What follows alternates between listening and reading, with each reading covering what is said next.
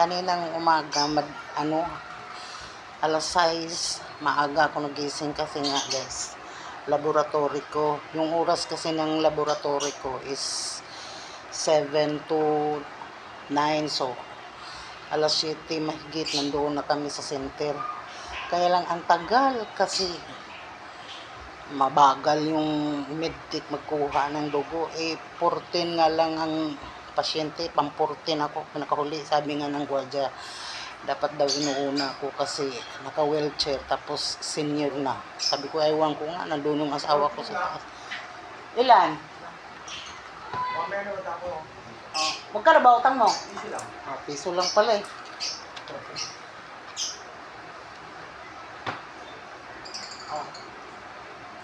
Ito, kompleto ito na. Okay. Kaya utang ka.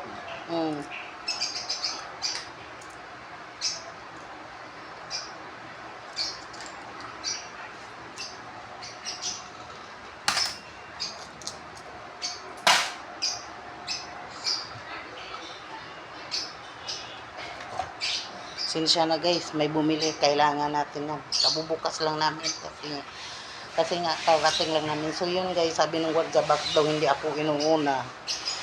Naka-wheelchair pa. Sabi ko, ewan ko nga bakit hindi kinausap ng asawa ko? 14 na pasyente, panghuli ako. Mabagal din yung medtech na magkuha ng dugo. Ang tagal niya hinahanap. Samantalang yung isa, ang bilis niya pag ganun niya. Nakuha na agad.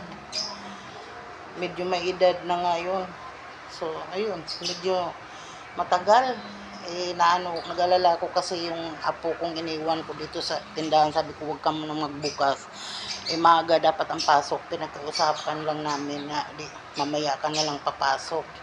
7 o'clock daw mag-assembly na sila. Kaya pinag-uusapan lang namin. Pumayag naman. Sabi ko, habang wala kami, maligo ka na, kumain ka na. Para pagdating namin, makaalis ka na yung pala. Pagdating namin, saka naligo, hindi kumain dahil wala daw kanin, hindi rin nagsaing. Medyo din batang yun. So pagdating namin, naliligo, ang tagal pa hindi nakaalis. So yun guys, na ako, ang tagal ng kuhaan ng dugo, samantalang yung nakaraan mabilis. Siguro mga 1 oras din kami mahigit doon. So okay lang yun guys. Sana nga tulungan yung ipagdasal ako na maging normal ang aking glucose, yung blood sugar ko, para po mabigyan ako ng schedule ng doktor ang maoperahan na yung mata ko. Kasi guys, napakahirap nang wala kang paningin na malinaw. Ito, mata ko na to, totally hindi na makakita. Ito naman malabo, blurred na. Kinakapa ako na nga lang. Ang hirap nang hindi makakita. Tapos, hirap ka pang maglakad. Sobrang hirap. Buhay ka nga, maganang kumain, humihinga, pero wala ka naman silbi. Diba guys, sabi ko nga kay Lord. Ano? Tag-iisa? Opo. Bali 20.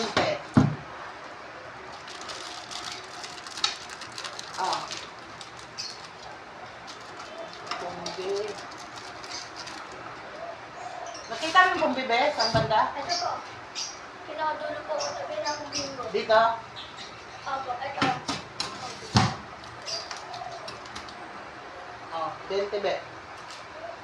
Tapos?